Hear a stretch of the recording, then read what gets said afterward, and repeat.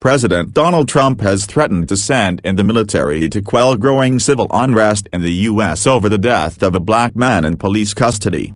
He said if cities and states failed to control the protests and defend their residents, he would deploy the army and quickly solve the problem for them. Protests over the death of George Floyd have escalated over the past week. 4 police meanwhile have been shot and injured in Missouri, and 2 people reported killed amid unrest in Chicago. The circumstances of both incidents are unclear. Meanwhile, dozens of major cities imposed overnight curfews on Monday night. New York City is under lockdown until 5 o'clock, 9 o'clock GMT, on Tuesday, and Washington, D.C. has extended its curfew for another 2 nights. In New York, the iconic department store Macy's was broken into and a Nike store was looted, while other shop fronts and bank windows were smashed. Several people were arrested. Curfew will begin in the city at 2000 hours, midnight GMT. The protests began after a video showed Mr. Floyd, 46, being arrested in Minneapolis on 25 May and a white police officer continuing to kneel on his neck even after he pleaded that he could not breathe. The officer, Derek Chauvin, has been charged with third-degree murder and will appear in court next week. 3 other police officers have been fired. The Floyd case has reignited deep-seated anger over police killings of black Americans and racism. It follows the high-profile cases of Michael Brown in Ferguson, Eric Garner in New York and others that have driven the Black Lives Matter movement. What did Trump say?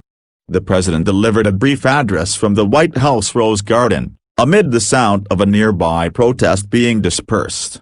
Mr. Trump said all Americans were rightly sickened and revolted by the brutal death of George Floyd, but said his memory must not be drowned out by an angry mob. He described the scenes of looting and violence in the Capitol on Sunday as a total disgrace before pledging to bolster the city's defenses.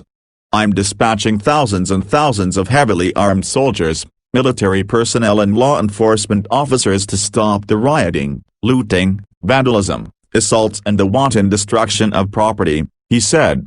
Mr. Trump then turned his attention to the national protests, which he blamed on professional anarchists and the anti-fascist group Antifa. On Sunday, he called on cities and states to deploy the National Guard, the reserve military force that can be called on to intervene in domestic emergencies, in sufficient numbers that we dominate the streets. About 16,000 of its troops have been deployed to deal with the unrest so far. Mr. Trump added, "If a city or state refuses to take the actions that are necessary, then I'll deploy the United States military and quickly solve the problem for them. I want the organizers of this terror to be on notice that you'll face severe criminal penalties," he said. His comments were met with swift criticism from senior Democrats. Joe Biden, the party's presumptive presidential candidate, said Mr. Trump was using the American military against the American people.